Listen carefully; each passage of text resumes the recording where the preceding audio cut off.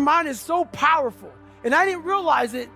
I went through 3 hell weeks, Ranger School, Delta Force selection, all this stuff. This incident I'm going to explain to you right now was where I realized we are only at 40% of what we are capable of. Here I am, right idea to do this race called Badwater 135. I Googled the 10 hardest races in the world. What came up? Crazy race in Death Valley. Summertime, 135 miles. I knew nothing about ultra running. I thought you would camp out, run 20 miles. Then one day, then run 20 miles again until you get 135 miles. I had no idea what I was doing. Called the race director up. He's like, hey, have you run 100 miles? I was like, what, in a week or what? What are you talking about? He's like, no, in 24 hours or less. I said, no. He goes, you got to qualify to get in this race.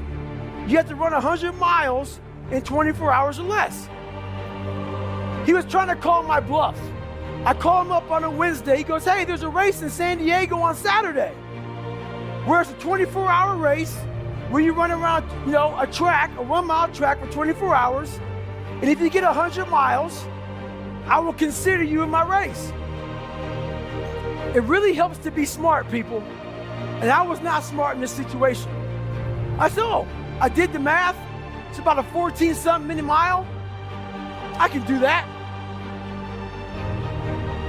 Anyway, I show up on Saturday with the blue lawn chair, Ritz Crackers Mileplex, and my ex-wife. And every mile I'm going to see her, I'm going to grab some Ritz Crackers and some Mileplex. I know what the hell I'm doing. But it's bliss. That whole ignorance is bliss thing. So I get to 70 miles pretty damn fast. I get to 70 miles in like 12, 13 hours. What do you think happens to your body when you haven't trained for that kind of mileage? A lot of bad things. But I thought I was in good shape. It was amazing. I hadn't gone to the bathroom at all. I sit down, big mistake. I sit down in this blue lawn chair. I sit down, looking at my ex-wife. I'm seeing like 3 or 4 of her. And I'm like, this is not good. So I'm trying to play it off because I know where I'm about to go. So I'm sitting there, and when you haven't gone to the bathroom, you're dehydrated, your nutrition's all jacked up. You sit down, you gotta go to the bathroom now. So I'm sitting there, literally pooping up my back and peeing blood down my leg. She's a nurse, so she's concerned. And I'm telling you right now, there's one thing you never want to hear as a black person. She said, you're starting to turn white. So I'm sitting there and I'm all jacked up. And I'm like, okay, how in the world am I I got 30 miles to go. I should quit, but I didn't. What I started doing through this whole process was I started to study myself in the dark times. So instead of just quitting real fast, I said, no, I'm going to quit, but not right now. So I sat back for a second and I said, let me get some water, let me hydrate, let me clean myself up a little, let me get some nutrition. I wasn't dizzy. It's okay. My feet are all messed up. Let me see if I can walk. I'm gonna walk 1 mile and then I'll go home. That'll be a great accomplishment for me, 71 miles. So I took this massive thing and I started breaking it down into small chunks. And as I started breaking it down into small chunks, I started realizing maybe I'll walk 1 more mile. But at the pace I was walking, I wasn't gonna make the time.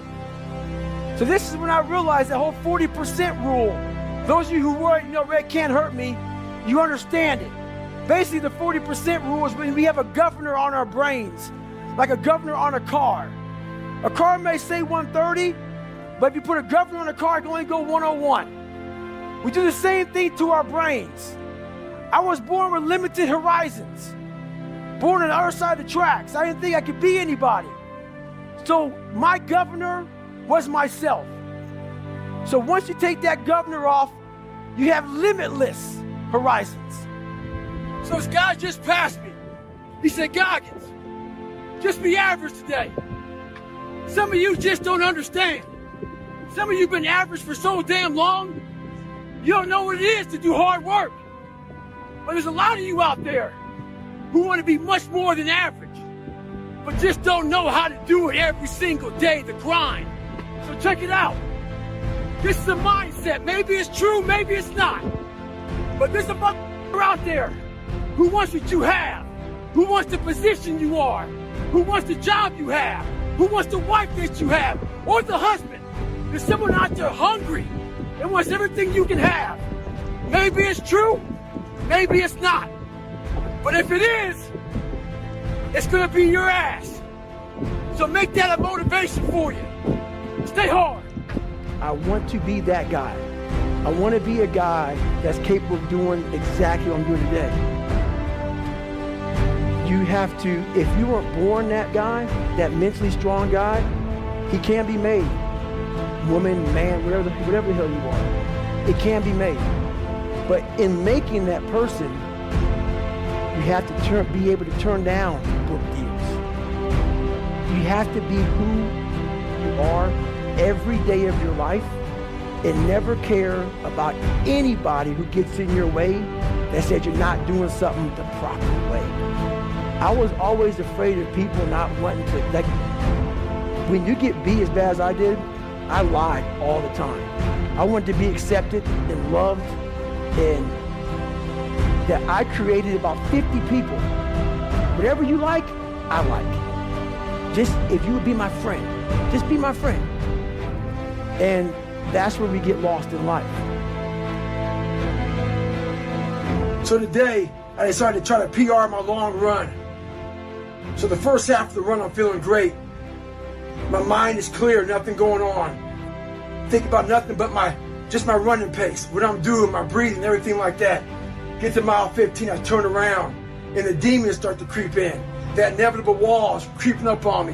When you push so hard, something's about to give. And I started to give. My mind started to break down. I started feeling my legs starting to hurt. I started feeling dehydrated. Started feeling sorry for myself.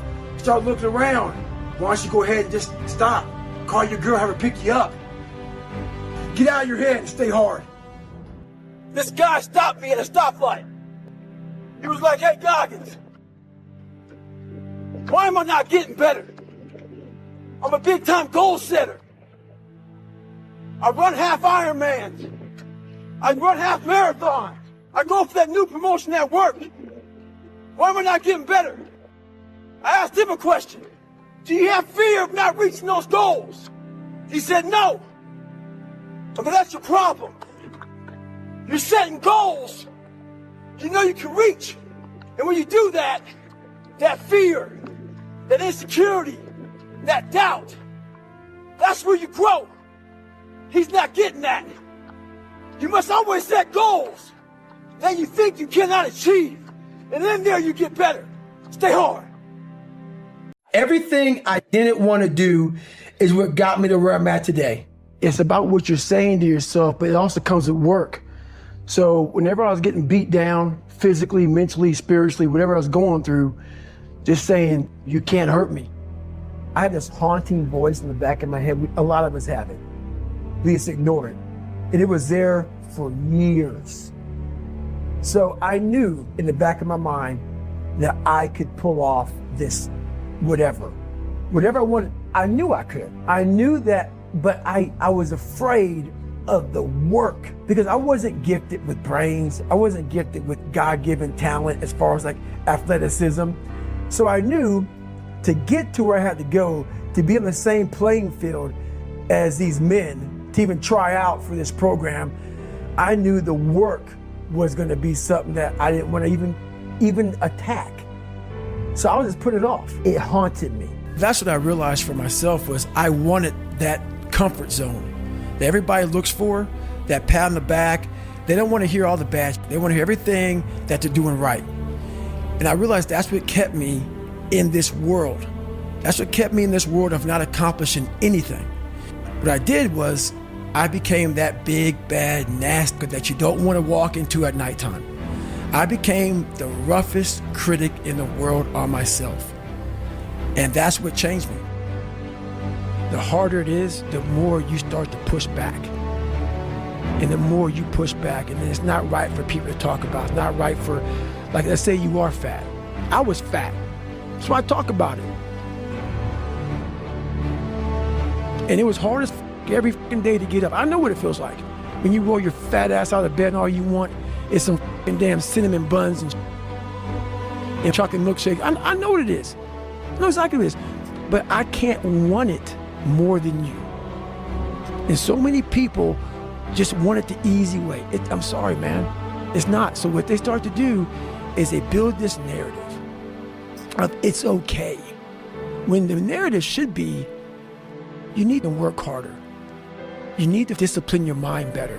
We need to help people more than just saying it's okay. It's okay that you're not willing to help yourself out. That's not okay.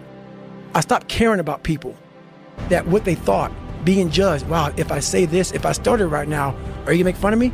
I stopped caring about that. And that's when my life started really changing for me, slowly but surely. Or situations that have wronged me. Because once you've come to a place where you are really happy with who you are in life, no one f***s with you anymore. Even though they're f***ing with you, it doesn't f*** with you. What do you want in your life? We have so much influence coming at us that we are so lost. We don't know what we want to do because we don't spend enough time with ourselves. I'm insecure here. This isn't the real me. I lied to you about that. I wanted your acceptance in life. All those things happen, but the thing about it is that we get judged so quickly by who we are. We don't know. We don't go to where it happened.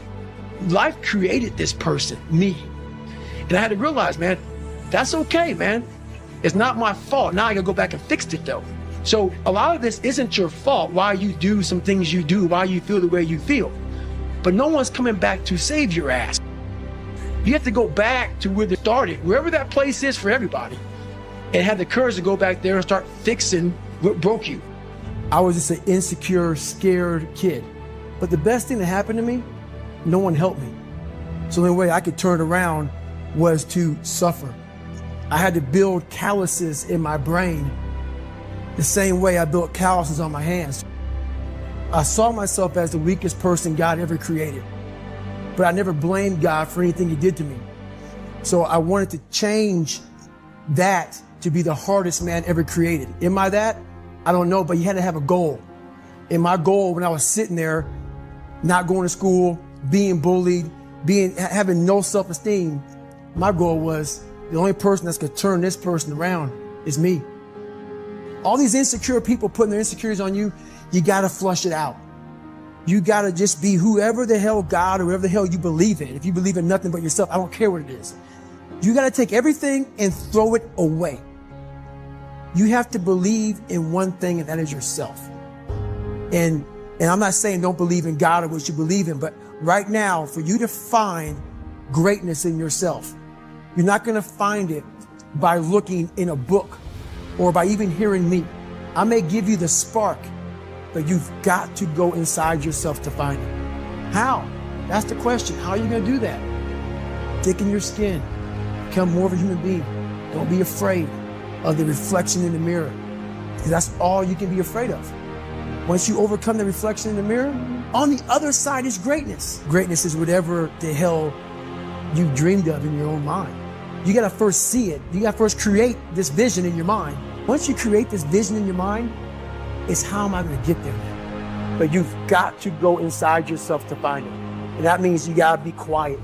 Shut the fuck up, go in a room, stop talking, search your soul, search your mind, search your abilities, and you'll find it.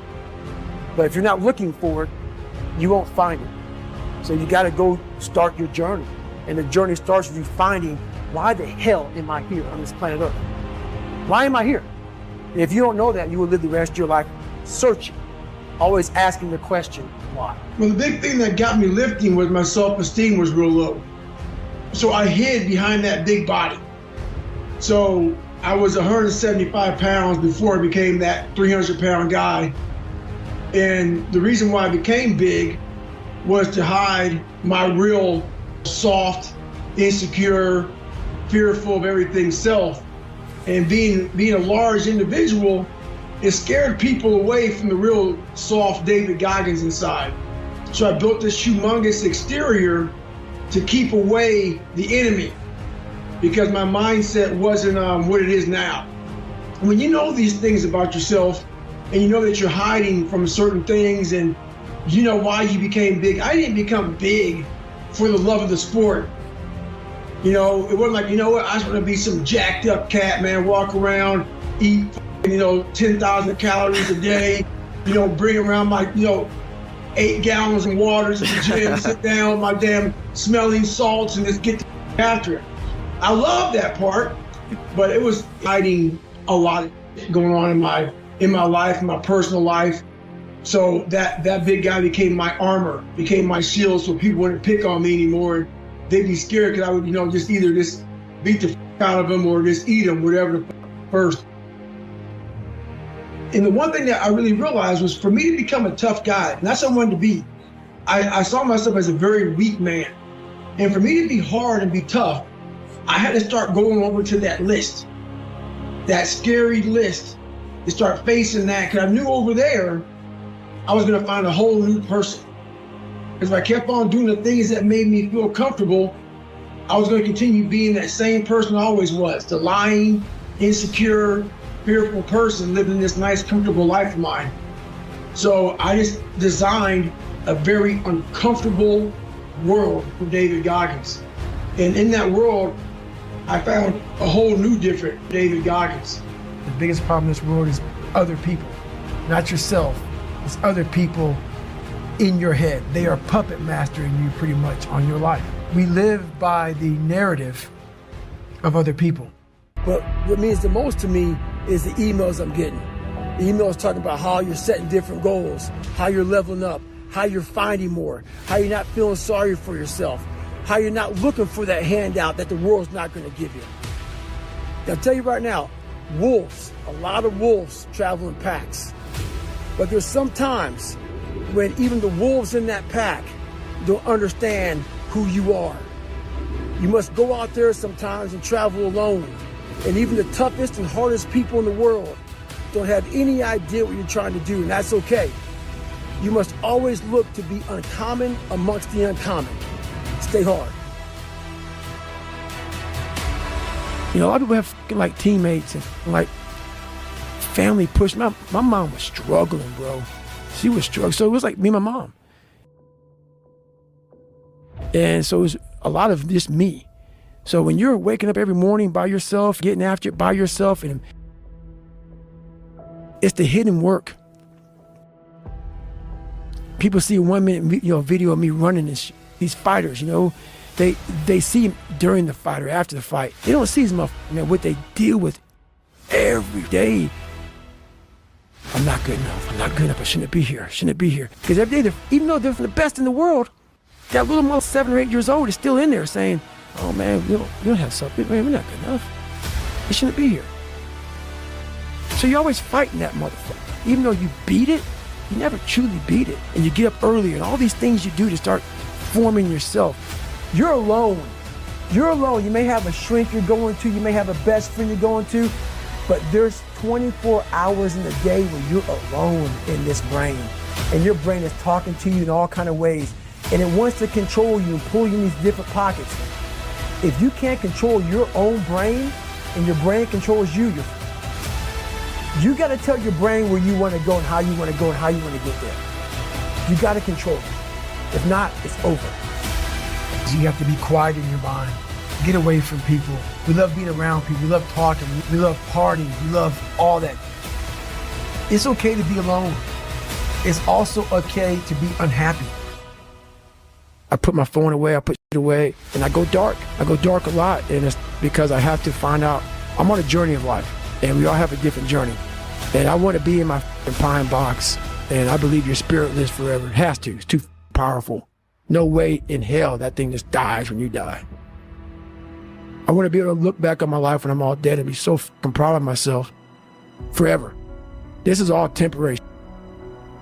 My big takeaway of life is if you're constantly taking the easy way out, you're never gonna callous your mind. I was a chameleon living in life who could barely get by. So I know that they were taking the normal mindset of people.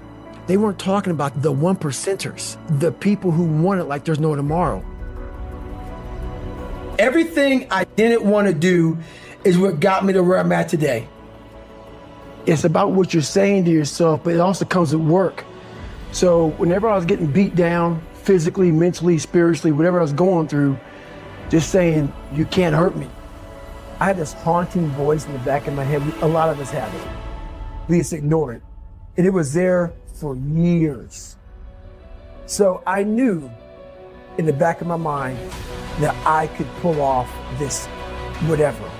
Whatever I wanted, I knew I could. I knew that, but I was afraid of the work. Because I wasn't gifted with brains. I wasn't gifted with God-given talent as far as like athleticism. So I knew to get to where I had to go, to be on the same playing field as these men, to even try out for this program, I knew the work was going to be something that I didn't want to even attack. So I would just put it off. It haunted me. That's what I realized for myself was I wanted that comfort zone that everybody looks for, that pat on the back. They don't want to hear all the bad. They want to hear everything that they're doing right. And I realized that's what kept me in this world. That's what kept me in this world of not accomplishing anything. What I did was I became that big, bad nasty that you don't want to walk into at nighttime. I became the roughest critic in the world on myself. And that's what changed me. I literally saw myself in the mirror. I saw the truth versus saying, my dad did this to me from beating me. My life did this to me. My broken foundation did this to me. I took that and said, you know what? Well, some people may help this happen, but now I have to own this. 99.9% of the shit I did to get to where I'm at today was alone, out there running in cold and heat, suffering in pools, trying to swim, at home in a room by myself, trying to teach myself how to read and write, how to study. No one saw that. There was no video camera, there was no podcast, there was no Who's David Goggins. It was me. Just for me trying to get in the military. Everybody can do. It's easy. Just trying to learn how to read and write was something that blows Rocky away. Because I'm proud of what I created, but I'm more proud of I created it without an audience, without a cheering squad, without someone like, come on man, you got it, you can do it. You know who you are when there's no motherfucker out there when you're running. And you're at mile 75, 150 mile race, ain't nobody cheering for you. You're broken, you're defeated, it's you and you alone in your head.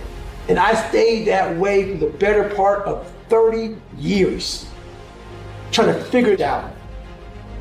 A lot of us are going through fucking hell. Maybe not as bad as me, maybe worse than me. But they don't know how to express it because we're supposed to live in a world where we have to talk a certain way. We have to walk a certain way. We have to act a certain way. Nothing gets handled in that fucking world. You stay stuck in that world. You stay in a world of things will get better because someone said they would, and I need to find peace. No, you need to go to fucking war with yourself, man. At the end of that fucking war, you'll sit back all damaged and bruised and scarred up and fucked up, and maybe your psoas muscles so tight that you may lose 2 inches on your body. Who knows? But then that war, you're gonna sit back on the couch, maybe have a glass of water, drink a beer. The war may be 30 years, but when it ends, you will know what the it's all about then, and then you'll find your peace. No one's gonna come back to save me. No one's gonna come back on this couch and say, hey, it's okay. You're gonna be okay. No, I'm not. I'm not gonna be okay. I had to realize I had to take a stand. I had to make a real stand. And it was painful to look at who I who I was, what the world and myself created. It created a very lonely, depressed, insecure man that would do anything just to have a friend. I will guarantee you one thing about me is that we all talk about time. We don't have enough of it. That's bullshit. What you don't do right is you don't prioritize what is important in your life. And for me training and the things that I do on a daily basis, that's how I start to build my armor. I started finding self-esteem. Once I found that, that's when doors started opening up. I stopped caring about people, that what they thought, being judged. Wow, if I say this, if I started right now, are you gonna make fun of me? I stopped caring about that. And that's when my life started really changing for me, slowly but surely. I saw working out as a way for me to build calluses on my mind. I had to callous over the victim's mentality. I always equated training to mental toughening. It always looked brutal. People waking up early and doing all these things, and it looked horrible. I was like, wow, man, I gotta start doing that. Not to get better, bigger, and stronger, but that is what's gonna build me. That looks uncomfortable. So I know how it is to be alone. You have to be able to flip alone on top of his head. I gained a lot of strength from having a sewer mentality. And what a sewer mentality is how many people can make it out of the sewer alone with no coach, no trainer, no one to guide you, no one to mentor you, just having a straight up killer mentality, having a warrior mindset, having a round 14, I'm gonna get up mindset. And you have to learn to flip that loneliness into like total like power. And that's what I was able to do. I was able to you know what? If I can come out of this sewer that I'm living in my mind, if I can overcome all these things by myself, how much strength will I gain from this? That looks brutal. And getting up early, I don't want to do that. So I made this long list of things I don't want to do. And through that, I found myself. And you gain a ton of strength from it. So that's how I looked at my life growing up. I stopped looking at all the bad things that life handed me. And I started looking more as the ultimate training ground for where I want to go. My mental armor starts to get built up by doing these things that are uncomfortable for me. So I still hate running. You guys are getting up at 5 o'clock in the morning, running over here in this golf course. So I started seeing myself very differently than the average human being. I was like, hold on a second. I have something they don't have. I've never had a lot of people in my life, and I keep my circle real small. It's been my mom, and it's my fiance right now. And the more people you have in your life, the noisier your life gets. The more distractions you get in your life, the more shit you start to hear. Growth comes from a very quiet place in your mind. And when you can organize it, you have to organize your mind. And when you have so much noise and distraction, there's no organization in that. So I believe in keeping my circle real small, and those people know what they get from me. And I know what I get from them, and it keeps me going forward, never stagnant. And that's when I started to develop these things through working out. It was this great, never-ending work ethic. And through work ethic, I developed self-esteem. I always equated working out to struggle. And I struggled my whole life, but I ran from it. So I started realizing, man, I gotta start facing the struggle, and I gotta be mentally strong for the struggle. So that's why I started coming up with I'm training for life. Mentally, I'm training for life. I'm not training for I don't care about winning trophies. I don't care about winning anything.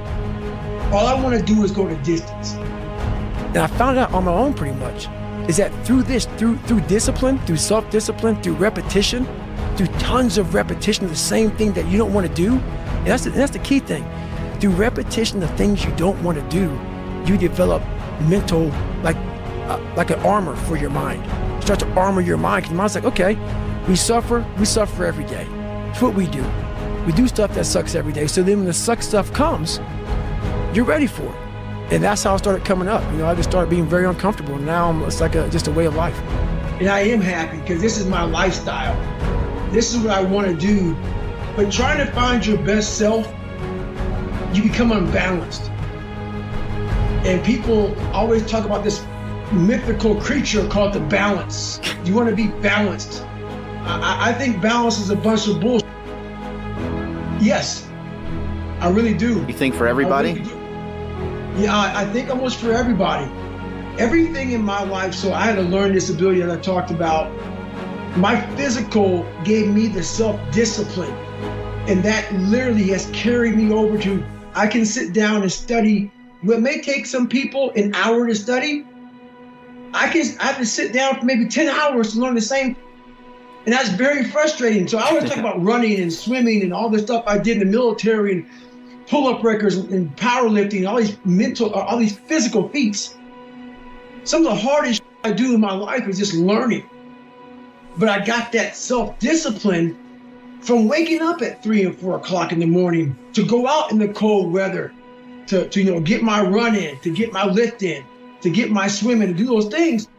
It totally transfers over to my learning.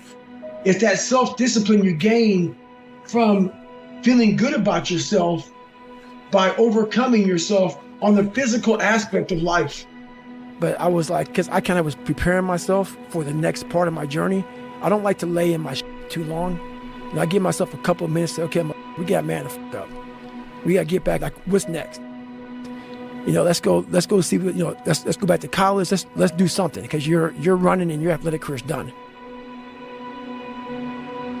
And this was like literally a trained skill for me, was I'm always preparing for, like, not being a bitch. Like, a lot of people get to a point, like, for instance, like, if Jennifer can't do something, like, if she can't go for a run or whatever, just like because something's wrong, like some simple shit, it's gonna bother her. I got to a point in my life where I realized this is life. And so I move on past things real quick. So people are like, oh my God, what are you gonna do, David, if you can't run? I'll swim, or I'll go to college, or I'll do something else. This isn't my life. I'm very aware how quick life can take from you, and I've always prepared my mind for the next chapter. And what happened with me was I started this thing called front loading. So when I was young, I used to be a little piece of shit. Oh, I'm not good enough. I can't do this. I can't do that. But the second I got my head out of my ass, and I realized, man, you can achieve a lot of if you get off your ass and you start moving and you start motivating yourself. I started becoming a self-motivator. So I started front loading. And front loading is people are like, man, you've done so much by 47, because I don't know what tomorrow is going to bring me. So my military resume is fat. I did a lot in the military. I did a lot outside the military.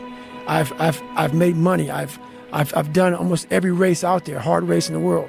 I've broken pull-up records. I've done a lot of shit. So when these bad times come, and also not not only that, like, work your ass off so you can enjoy. Yeah, you're taking a shot. You may not live to be old, but what if you do? And you worked your ass off when you were able, and you were able to get up early, able to grind. If you front load it properly, the back half of your life is money. And that's what I did.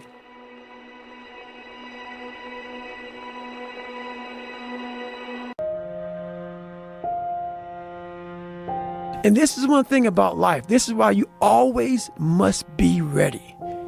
Always be ready. Never get ready. People go, oh, hey, what are you training for, David? I ain't training for shit. When something pops up, I'm ready. So when Cam popped the fuck up, and Cam calls, hey, man, I'm going to be in Las Vegas. You want to go for a run? Sure do. Sure do, brother. Sure do. While the run sucked, I was ready. We ain't got some steak. Same day. Saying, oh, we worked it out, dude. Whenever me and him are together, you can guarantee it's going to be two people that love each other, but are waiting for the other motherfucker to break. 100%, dude. It's like this thing in the back of your head. Okay, maybe this will break them. Maybe this will break them. So we haven't broken each other yet, but I'm sure the day will come. In my mind, a lot of times, man, I'm like, it doesn't mean I quit. I don't quit. I may not make it the first time, but I'll come back. I got to call an audible. I can get my head back in the game. I gotta figure this shit out. It doesn't mean you leave. It means you study it more. And whenever I fail at something, people always say, man, how do you handle failure, man? I fail a lot, dude. I fail all the time. They go, how do you handle it? What I'm trying to do, and this isn't being arrogant, man, it's being real. Not many people are trying to do. There's not many people who can even open their mouth and criticize me when I do fail. Because I'm trying to do shit, man, that many people aren't trying to do. But I don't look at failure as failure. I look at failure as your first, second, third, fourth, fifth attempt. I look at them as attempts. I don't look at anything as failure. Because when you're going to try to do something, not trying is failure. That's not some after school special shit. But when you're able to go out there is no failure. It's attempts. Because when you're trying to do something that's bigger than you, whatever you are, whoever you are, if you're paralyzed, you're trying to walk one step and you didn't fail, motherfucker. That was your first attempt. If that's your biggest thing, that's how your mindset needs to go into everything. So I don't look at it as failure is a big word that gets people down. We give so much power to words. I don't. I take the power right away. I didn't fail shit. Hey, come here, brother. Let me talk to you real quick, brother. People don't like that, man, but I'm not going to allow you to go to a place that's going to be hard to get out of. It's going to be hard. If I allow you to gain 5 more pounds, or allow you to take 4 more days off of school, or allow you to keep on procrastinating in your life, and I see it, and I tell Jennifer behind your back, I'm doing you no justice. Zero justice. So where this world is now, you can't say a motherfucker. I do. I still do, and I always will. Don't like me. Don't like me. I'm good with that. Where it gets hard. And the harder it is, the more you start to push back. And the more you push back, and then it's not right for people to talk about. It's not right for, like, let's say you are fat. I was fat. That's why I talk about it. Go ahead and say something, motherfucker. I was fat too. And it was hard every fucking day to get up. I know what it feels like when you roll your fat ass out of bed and all you want, but I can't want it more than you.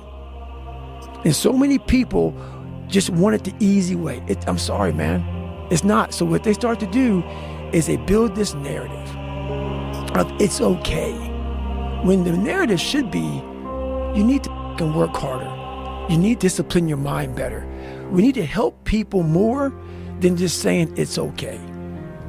It's okay that you're not willing to help yourself out. That's not okay. It's not okay. It's not acceptable. Even though it's your life, if that's acceptable, that's unacceptable. And there's a lot of people in this world, me included, that if I accepted that, I wouldn't be anywhere.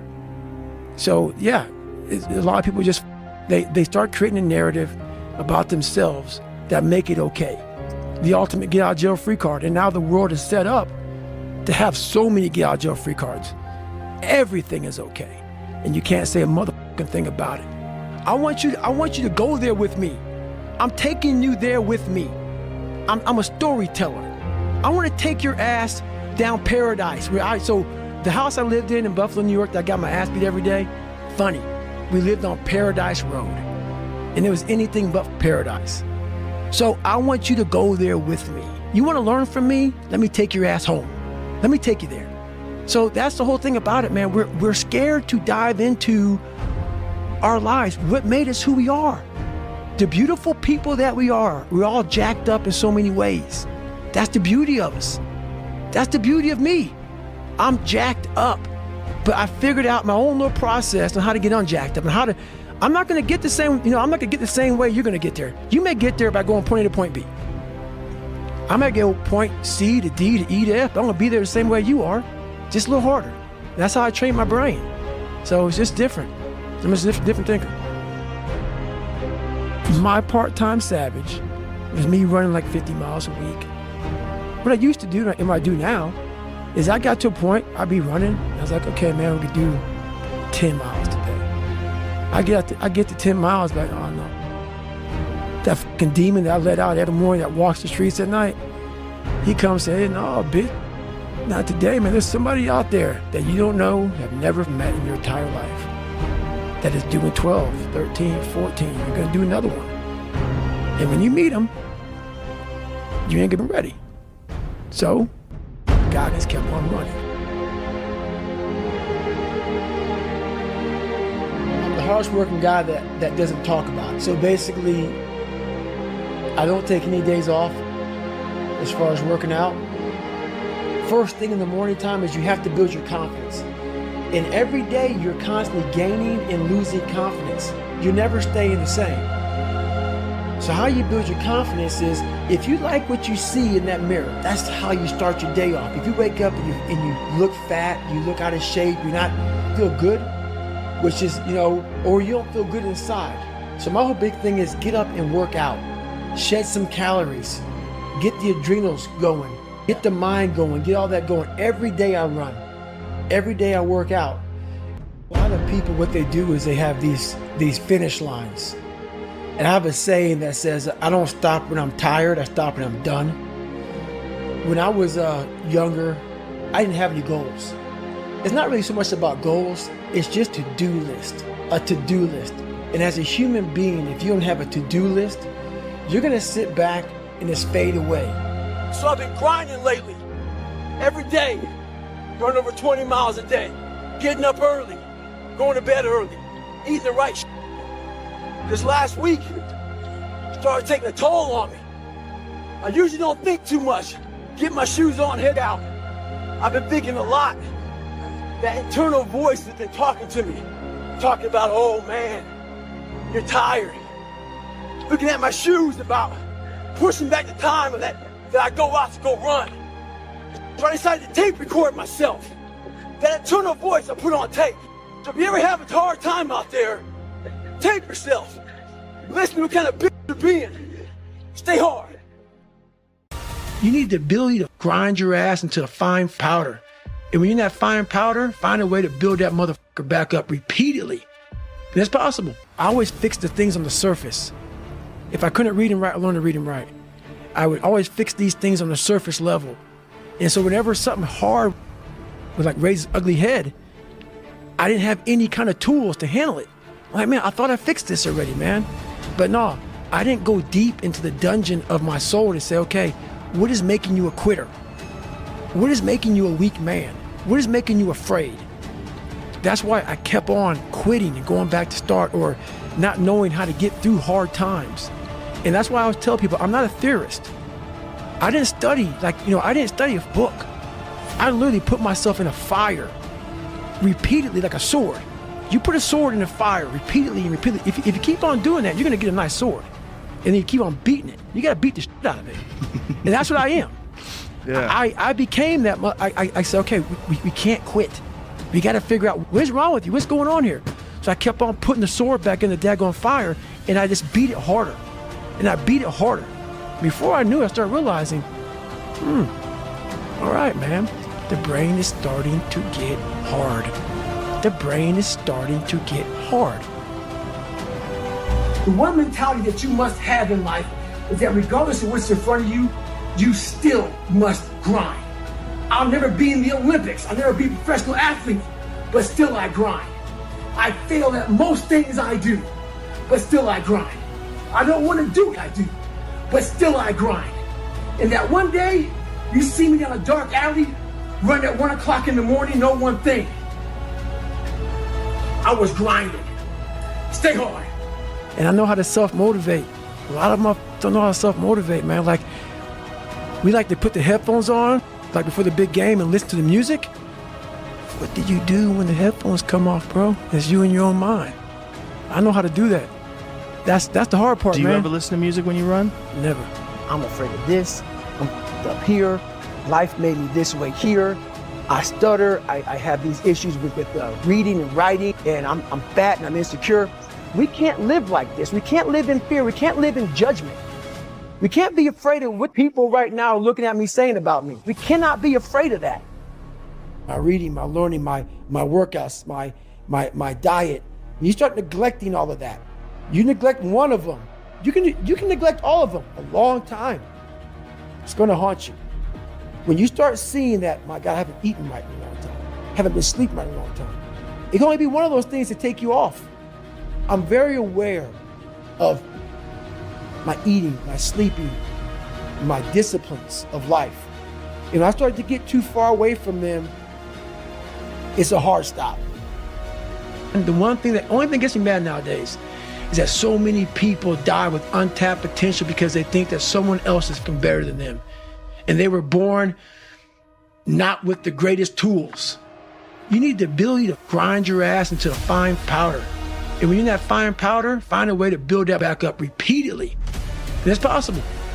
When you come from a small town, and you come from a place that a lot of people don't want to come out of it and get out of it, and all you want to do is become somebody, you've got to be able to get out and let your mind see open-mindedness. Because a small town, what it does to you is it closes your mind, completely closes your mind. Not everybody. This isn't everybody, a lot of people. You have to be able to go out there and create open-mindedness. You need space. You need space to see the world. Like a lot of racism, a lot of ignorance in the world, it comes from people not being out and seeing other things, seeing other people. That's why we judge so harshly, because our minds are so closed to the reality of life, period. Self-esteem was built at a young age. I had 0. So that's why that discipline for me was important. It takes nothing to be a loser. And that's why I hold most people to a higher standard, because I know how little it takes, little ability. Like, you need no talent, you need no greatness inside of you, and you can still be a bad motherfucker. You have to be open-minded to the possibilities that I can do this. Once you shut your mind down to the possibility that it can be achieved, there's no way it can happen. So that's why my eyes and my body light up about things, because I know that if you're in a fight, you have to attack. You have to keep attacking. The enemy has to know he is not going to give up. You must break the soul of whatever the fuck is in front of you. That's what I realized. I was never breaking the soul of anything in front of me. I started to devise ways to break a soul of a human being, of an object, of whatever's in front of me. If you keep on attacking something, nothing wants to stand in front of anything that is relentless. Nothing. I'm the hardest working guy that doesn't talk about it. So basically, I don't take any days off as far as working out. First thing in the morning time is you have to build your confidence. And every day you're constantly gaining and losing confidence. You're never staying the same. So how you build your confidence is, if you like what you see in that mirror, that's how you start your day off. If you wake up and you look fat, you look out of shape, you're not feel good, which is, or you don't feel good inside. So my whole big thing is get up and work out. Shed some calories. Get the adrenals going. Get the mind going. Get all that going. Every day I run. Every day I work out. A lot of people, what they do is they have these finish lines. And I have a saying that says, I don't stop when I'm tired, I stop when I'm done. When I was younger, I didn't have any goals. It's not really so much about goals, it's just a to-do list. And as a human being, if you don't have a to-do list, you're gonna sit back and just fade away. So I've been grinding lately, every day, run over 20 miles a day, getting up early, going to bed early, eating the right shit. This last week started taking a toll on me. I usually don't think too much. Get my shoes on, head out. I've been thinking a lot. That internal voice that's been talking to me, talking about, oh man, you're tired. Looking at my shoes about pushing back the time that I go out to go run. So I decided to tape record myself. That internal voice I put on tape. So if you ever have a hard time out there, tape yourself. Listen to what kind of bitch you're being. Stay hard. I'm no longer a theorist. I'm now a practitioner. I put it in hell. I dissected it while it's in hell, because you can't dissect anything in a normal environment. You can't dissect anything in 72-degree weather. You must put it in the fucking freezer and freeze, and then you dissect it. Dissect it when it's miserable. Dissect the brain when all it's thinking about is, I need to get out of here, man. I want to get out of the freezer. Open the door. And you said, nah, 5 more seconds, man. 5 more seconds in the freezer. And that's when you start to pick that brain apart. And that's what all this stuff did to me. I kept on putting myself back into the freezer or the fire and beating out of myself, mentally and physically. Before I knew it, this is what happened.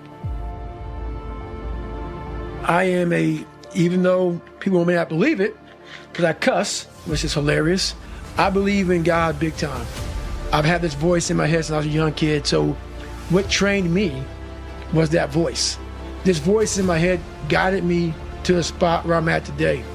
And if you don't believe that you're here for a reason, your life will seriously hurt. And I start looking at my life as God put me, some God, whatever you believe in, put me here to go through this.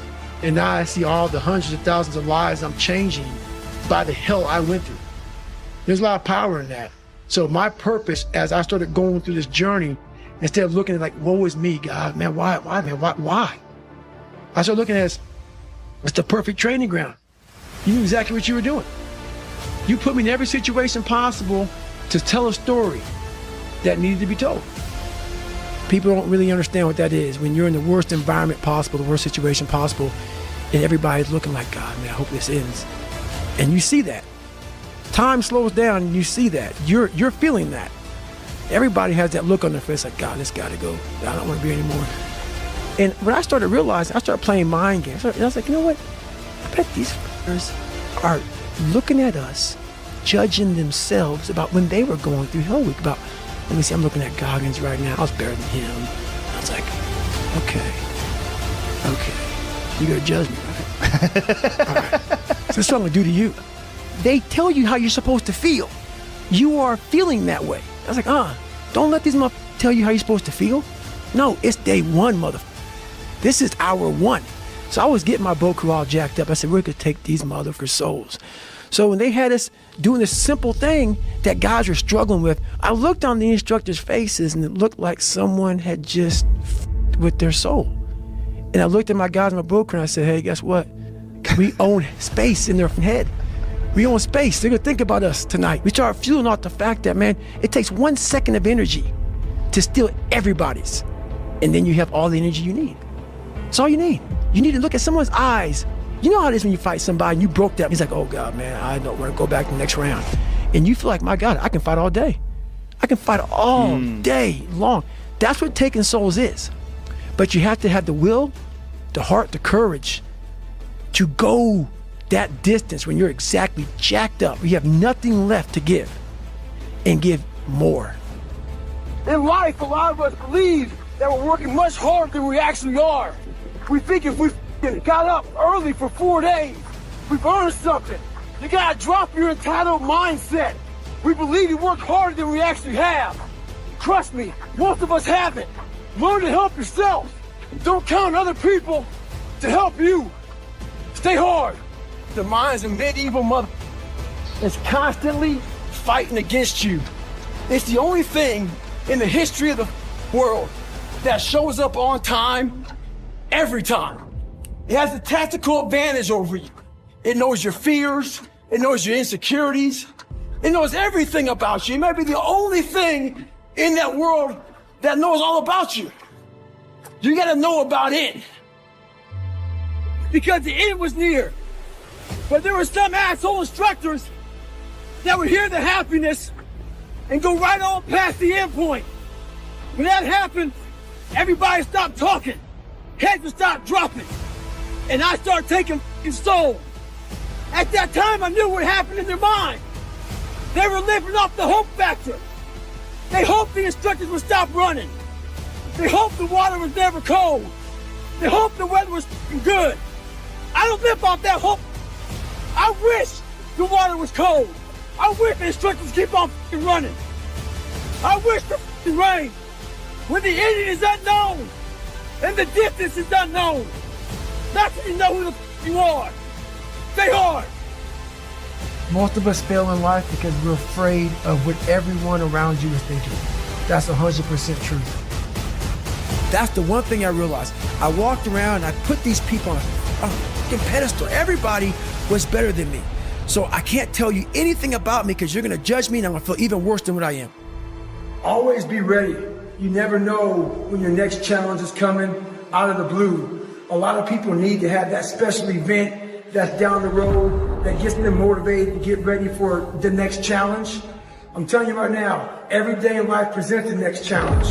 Today, I'm minding my business doing pull-ups. Sitting here doing pull-ups. 5, 6, 7, 8 on the minute. This guy wanted to jump in. We get to 30 minutes. He looks at me, thinks we're almost done. We get to an hour. He said to me, how many can you do? I say, one more than you. Always be ready in life. Stay hard. I want you to go there with me. I'm taking you there with me. I'm a storyteller. I want to take your ass down paradise. So the house I lived in Buffalo, New York, that I got my ass beat every day, funny. We lived on Paradise Road, and it was anything but paradise. So I want you to go there with me. You want to learn from me? Let me take your ass home. Let me take you there. So that's the whole thing about it, man. We're scared to dive into our lives, what made us who we are. The beautiful people that we are. We're all jacked up in so many ways. That's the beauty of us. That's the beauty of me. I'm jacked up, but I figured out my own little process on how to get unjacked up and I'm not gonna get the same, I'm not gonna get the same way you're gonna get there. You may get there by going point A to point B. I might go point C to D to E to F. I'm gonna be there the same way you are, just a little harder. That's how I train my brain. So it's just different. I'm just a different thinker. One thing I found out in my life, I used to always want people to accept me and like me. So I became who they were. If you like something and I didn't like it, I liked it because you liked it. Become unapologetic of who you are in your life. If you get after it and you're a hard motherfucker, get after it. You gotta make yourself better than what you think you are. And what that requires is people to not understand you, not know you, not get you at all. Look at you like you're off. Look at you like you have a problem. Don't worry about that. Be unapologetic. Get after it. Stay hard. Be who the you are. Stay hard. What are you doing today, tomorrow, the next day? That's why I'm listening to theorists. I don't listen to all that bull. I listen to a motherfucker who's like this, man. What's wrong, man? I'm tired, dude. Why are you tired? Because tomorrow, I gotta do it again, man. Whatever it is that made me nauseous and sick to my stomach, it made me hurt. There's no ending. And that's the person I listen to. That's the person who's gained knowledge. You gain knowledge through suffering. And on the other end of suffering is a world that very few have ever seen. It's a beautiful world because that's where you find yourself. You don't find yourself in over here. You find yourself on the other end. Like that 100-mile race I was on, I ran it for 24 hours. I found myself on the other end. So today, I decided to try to PR my long run. So the first half of the run, I'm feeling great. My mind is clear, nothing going on. Think about nothing but my running pace, what I'm doing, my breathing, everything like that. So this guy just passed me. He said, Goggins, just be average today. Some of you just don't understand. Some of you been average for so damn long, you don't know what it is to do hard work. But there's a lot of you out there who want to be much more than average, but just don't know how to do it every single day, the grind. You need to find someone to oil those gears up. So check it out. This is a mindset. Maybe it's true, maybe it's not. But there's a motherfucker out there who wants what you have, who wants the position you are, who wants the job you have, who wants the wife that you have, or the husband. There's someone out there hungry and wants everything you have. Maybe it's true, maybe it's not. But if it is, it's gonna be your ass. So make that a motivation for you. Stay hard. Let me tell you something. Those that criticize others, they really got something going on with themselves, which is why they're criticizing you. Quick story. Had some family come in town, eating some breakfast. Goggins is nowhere to be found. I'm out for a little workout, a little run. I come back here for my run. Here come the jokes. Oh, let me guess. You were out running. You probably gotten 100 miles this morning. All the sarcasm, boo. You know how it goes. I annoy people. And they let me know about it. I never say to them. But they have no idea how annoying it is to me. Every morning I wake up, I get a chance to see your lazy ass in bed. Stay hard. I love these men, but there's very few of them. There's very few of them. And there's very few that are willing to go there more than once. A lot of people, even people who've gone through special ops, it kicks the shit out of them to a point where in their mind, what got me bad in pararescue was when I was going through it, I said, I'm only gonna do this one time. And so many people in special ops, whether they believe it or not, in anything, fuck special ops in anything, that's hard. I'm only doing this one time. Once you say that, you fuck yourself. When I was in the military, we go on these instructor-led runs. Most of the time, we knew the start and end point. So on the way back, I started seeing people getting happy and because the end was near. But there were some asshole instructors that would hear the happiness and go right on past the end point. When that happened, everybody stopped talking. Heads would stop dropping. And I started taking souls. At that time, I knew what happened in their minds. They were living off the hope factor. They hoped the instructors would stop running. They hoped the water was never cold. They hoped the weather was good. I don't live off that hope shit. I wish the water was cold. I wish the instructors keep on running. I wish for rain. When the ending is unknown and the distance is unknown, that's when you know who you are. Stay hard. I prioritize trying to win the battle in the morning. Every morning I go for a run. That's the first thing I do every morning. Haven't taken a day off of running since December 2016. So I also stretch out every day for about 2 to 3 hours. Every day. I've missed 2 days in about 5.5, 6 years. And about 4 days a week I'm in the gym hitting the weights. Because you can't just be a runner. So this is every single day. The monotony of my life, but this is what builds discipline. And not everybody, I'm not telling everybody to do this, but this is my lifestyle. This is how I build self-discipline. What are some of the most valuable things you learned in the Navy? You know what? Some of the most valuable things, a lot of people say teamwork and stuff like that. Teamwork is big, but I learned that you have to be a good individual first. You have to triple down on your weaknesses, because a lot of times, you always count on your buddy. So there's different leadership styles. One right. I'm having a hard time trying to find a place to run, but I'm spending a lot of time on, the elliptical trainer. I'm making it work. I don't mind London at all. I've been a lot of places in the world. London's good. You know what? For me, most of my life, people didn't know it. I had to tell them the truth. My mom got abused physically and mentally by my dad. And so I kept everything from her pretty much.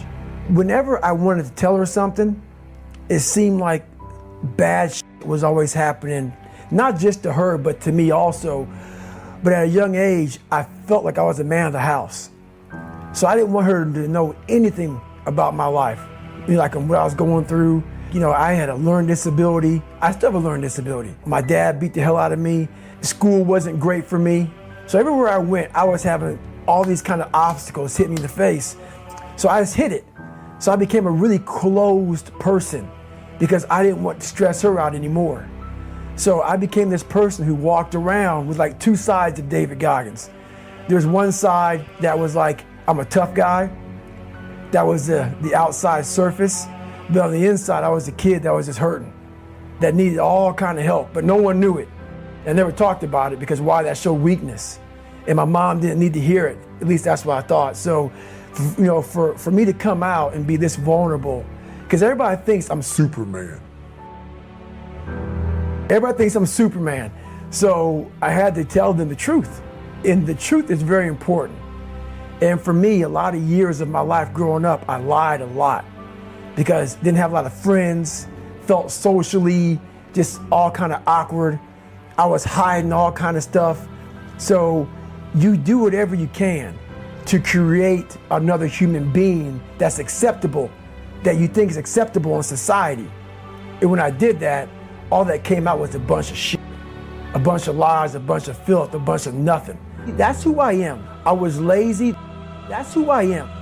But what I found when I was 297 pounds, so I'm not a guy that read a book and said, oh, they're the answers. All this came from here, It came from me putting myself on the hot seat and then saying, okay, wow, okay, 297, this is where my mind was at. To get to 187, this is where my mind went to go through 3 hell weeks, to run tours in the 5 miles, to do 4,030 pull-ups. And I'm a natural born fat guy. Even though I was born 175, I gained 125 pounds. I was lazy. That's who I am. I'm a guy that likes to sit back, watch TV, and eat pizza. Through a process of time, I realized that I was lying to myself and lying to people. What got me to this point was I was just the opposite of what I am today. I was that guy who ran away from absolutely everything that got in front of me. But not many people knew that. I had 2 people. The real me was like this very scared, insecure, stuttering, got beat up by his dad, all this kind of stuff. And then I built this fake person that walked around like my didn't stink, you know? Right. Yeah, so that's kind of how I did it. But what they don't understand is they don't understand the journey that it took me to get to this point. Well, it's a long process. In my mind, I was always afraid. My whole life I was afraid, but I had this voice, this conscience that would always be battling me, saying, hey, you got to get up and do something. I didn't want to do I was just afraid, but that voice would force me to get up, and I decided to make moves.